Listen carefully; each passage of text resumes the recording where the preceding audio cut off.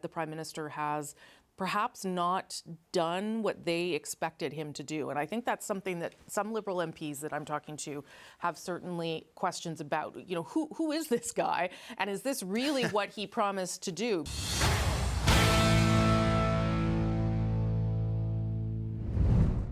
Mark Carney's pipeline announcement is sending shockwaves through the Liberal ecosystem, and now even CBC commentators are openly questioning what his government actually stands for. In multiple interviews, Liberal MPs are described as unsettled, climate targets are being openly questioned, speculation is growing whether Stephen Joubert will even remain in caucus, and Rosemary Barton even asks whether Carney's own MPs understand, quote-unquote, who this guy is anymore. Let's take a look. Look, I get that circumstances have changed, and you were never going to get Daniel Smith on board with the plan as it existed, or Scott Moe, and even Doug Ford in Ontario. There was a lot of pushback and fighting with provinces, and industry didn't like it, and they were finding ways to lower the effective price to a point where it wasn't going to work. But so you've responded to that reality, but we've got no adjustment on emissions profiling, dates for targets. You know, if we can know the price and the stringency going up to 2040, where's the modeling on what this means for emissions? Well, so the first piece is to say that we do provide emissions reductions plan progress reports, and so all of that modeling goes into it. But when we look at things like even just yesterday was a clean electricity strategy and what we announced is effectively to double the electricity grid, to do it in a way that's affordable for Canadians, and that's really important for Canadians as they look at their energy wallet right now. And it also talks about how do we get to a net zero grid by 2050.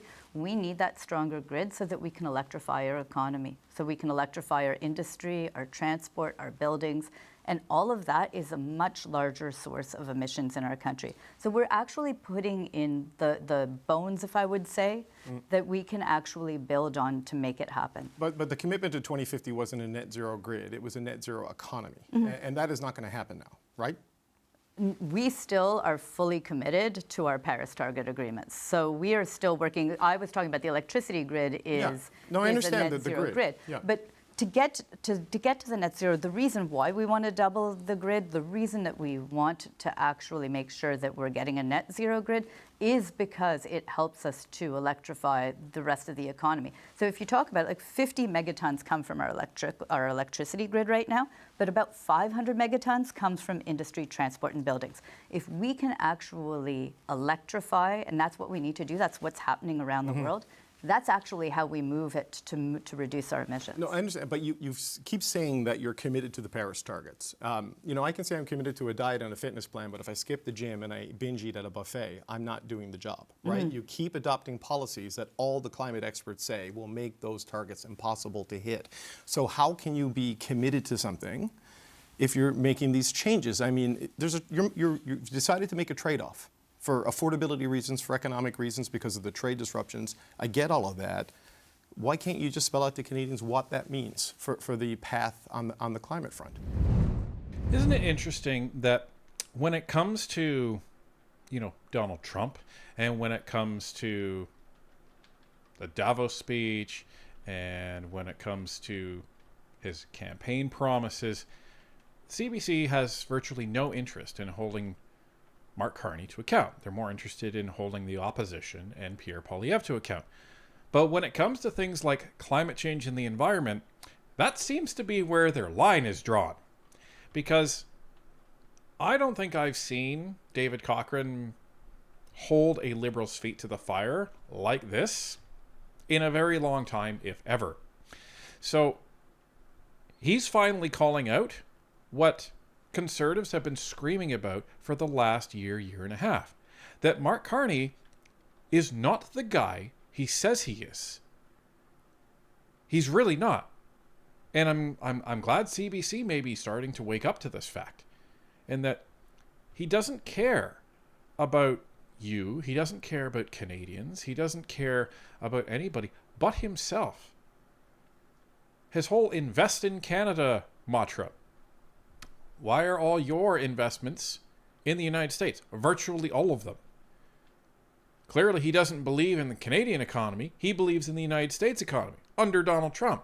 Otherwise, Why would he have done that? Canadians want to know. And the other thing is that Mark Carney has been flip-flopping on virtually every single thing that he said. And Pierre Poilievre has been calling this out for months, as well as the rest of his caucus. So he says one thing, and then when it's convenient, he does another. So it's funny because some of the pundits will say, well, you know, he's trying to distinguish himself from Justin Trudeau. I think he's aligning himself to Justin Trudeau. Because Justin Trudeau would go into one room and say one thing to one group of people to try and make them feel good about him, and then would go into another room and say almost the completely opposite thing, because that talking point at that particular time is popular with that group. Contrast that to Pierre Poilievre, who he stands on principle, stands on what he says, and it doesn't matter who he's talking to. He maintains consistency. So who's the one that's actually telling Canadians the truth about what they actually believe and what their plan is for this country? Surely you've done modeling on what this means. Like, I can't imagine you would reform the policy framework without running the numbers on the consequences on the climate side. So when do we see that? Why wasn't that released today to show the trade-offs that you're willing to make on this? Well, first of all, I'll go back to this entire MOU covers much more than the industrial carbon price, but I do Sure. think that that's a piece of the success. It also includes, like I said, leveling the playing field for renewables, a commitment to how they improve their grid so that it's a net zero grid by 2050, plus interties with neighboring provinces, plus methane and actually enhancing the methane regulations and how it applies. So there are a lot of different parts to this agreement. But we do put out an emissions reductions plan progress report regularly. And so with the next one, all of that modeling, because it's not just one piece, it's all of the pieces together. And that's what we'll put forward, because we have the auto strategy that we've put out. We have this industrial carbon pricing system that we've been working on. We have our electricity strategy. We have many pieces that have been coming together. That's what we put out when we put out our emissions reductions But Minister, with due respect, yesterday, the Prime Minister said if this electrification strategy will reduce emissions by this specific number. Today, nobody will give us a number on what this means for the emissions profile of the country. How can you do it on something when it's a reduction, but not offer the same clarity on something that a lot of people say is going to mean an increase? Right. Well, what we're working on and what we've said is that we're confident that this system is a strengthened industrial carbon pricing system and part of a larger agreement that also works to reduce emissions across our country. So, ladies and gentlemen, we're still talking net zero. As much as Mark Carney wants to try and get away from it. But this is the issue. He keeps muddying the waters of what he's kind of trying to do here. And the fascinating thing is they admit, okay, well, Alberta is the most polluting province. I'm not sure I would agree with that. They're probably just trying to throw that out there in terms of the oil sands being out there. But hello, you're openly admitting that, okay, well, you know, we have to go after the allegedly most polluting province, while completely ignoring the geopolitical aspect of emissions, if you really want to try and measure it that way. And we've been talking about this ad nauseum. You already know what I'm going to say. Canada accounts for about 1.6% of global emissions. China accounts for over 20%. And they increase their global emissions by Canada's annual global emissions every single year. So what is the point of trying to bankrupt this country into quote-unquote net zero when China just eats it up in 1 year? They admit that they understand this. So what's the real issue? Well, the real issue sounds like net zero being tied to Mark Carney's investments down in the United States that may have an impact up here, because again, we know and we have Mark Carney on record saying that best way to get rich is to influence policy. Well, what's the best way to influence policy if you're literally the prime minister in charge of that country? And with every single policy decision, we see more and more and more and more impacts of Mark Carney's decisions on his investments, right? So, and even, but this is the funny thing, because as much as they're talking net zero, they also don't seem to really give a damn about even proving that they're even going to get there, which means that their whole motivation for their climate plan completely falls apart. And that's where David Cochrane gets frustrated, because he's like, well, what? There is no plan. You haven't even shown us this modeling on how you're going to get there. So it shows how much of a, environmental fanatic that David Cochrane is, because he's calling this out. The environmentalists are calling this out. The environmental groups are calling this out. Stephen Jobot's calling this out, despite the fact that Mark Carney and his liberals are trying to engage in 1984 doublethink on steroids by saying, hey, look, we care about the environment while we're introducing a pipeline, while we're keeping the industrial carbon tax, while we don't really care about it. Like, it all kind of jumbles together, and it's intended on making people's brains short circuit, so you don't even think about it anymore, because it's two completely diametrically opposed ideas coming into direct conflict with each other. But they're trying to say that they're doing both at the same time. And this is not having the effect that Mark Carney probably thinks it will, or wants it will, on his own caucus. By July 1st, Alberta says it will submit a proposal to the Major Projects Office. Then, the federal government will work to get the pipeline designated as a project of national interest under the Building Canada Act by October 1st. And if that all goes according to plan, shovels could be in the ground by September of 2027.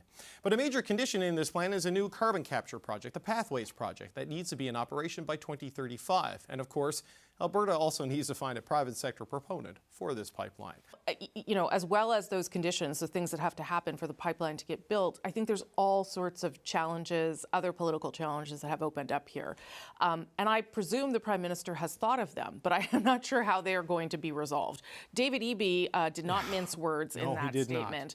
And I would say that statement might be shared by people in Quebec, too, who believe that which is where the Prime Minister has most of his power base, his political power base, who believe that the Prime Minister is kind of bending over backwards for a Premier who has asked for a lot of things and is getting them in a very short timeline. What does that mean then for the rest of the premiers? How much does he have to try and placate them, including David Eby and others who now say, okay, you've shown cooperative federalism works for Alberta because you're worried about them staying in the country. What about the rest of us? And I'm not sure that I know how that's going to unfold in the months ahead. Yeah, I mean, just with the trade-off they've made on industrial carbon pricing, letting Alberta move to a much lower benchmark than any plan that any Liberal government had ever presented is quite a compromise. Now, the trade-off, the Prime Minister argues, is that this is a proper carbon market. A lot of the off-ramps, the exemptions, and the loopholes, they go away, so you actually pay the proper price.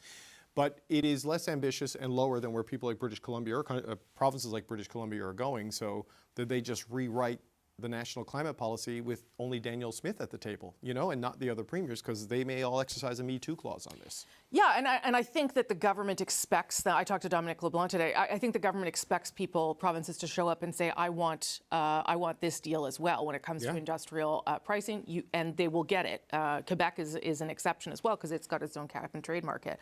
But what I found interesting about the way the Prime Minister presented this is to say, this is not just goals that we're going to talk about. This is a legal framework where you can see that Alberta has not only committed to a higher industrial price than it has right now, but it's also committed to net zero by 2050. So he obviously believes that he is getting something in return here that was not really on the table before when it comes to Alberta. I think it remains to be seen, though, too, David, how that unfolds inside his party. Yes.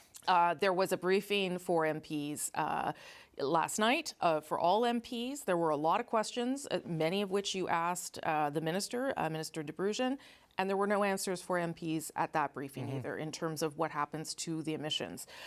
There was a climate caucus meeting that was supposed to happen today where some of the people who are really worried about what happens to climate change, we're going to have a conversation about what this means for them. I don't know that anyone will go so far as what we saw Stephen Guilbeault do when he left cabinet around this very deal. But with a majority government comes a caucus, I think, that feels a little bit more empowered to speak up if they feel that the Prime Minister has perhaps not done what they expected him to do. And I think that's something that some Liberal MPs that I'm talking to have certainly questions about. You know, who is this guy? And is this really what he promised to do? Well, Rosemary, welcome to the rest of Canada, because Canada is asking the same question. Even some Liberal swing voters have been asking this question for a few months now. Who are you? Because this isn't the Mark Carney that advertised himself as the banker, financial, economic genius that was going to get a deal with Donald Trump, that was going to save this economy, that was going to bring more jobs, that was going to lower grocery prices. None of that is coming to fruition. So voters are starting to ask that question, what's going on here? And this is fascinating because we had talked about this way back when Daniel Smith had made this deal initially with Mark Carney. And that there's going to be a schism forming in the Liberal cabinet. And we're starting to see it's coming. It's coming, and it's coming in a hurry. So you have Mark Carney operating as the CEO of Canada. And we've talked about this as well, where he doesn't like having to get people's permission. He doesn't like having to discuss things with people.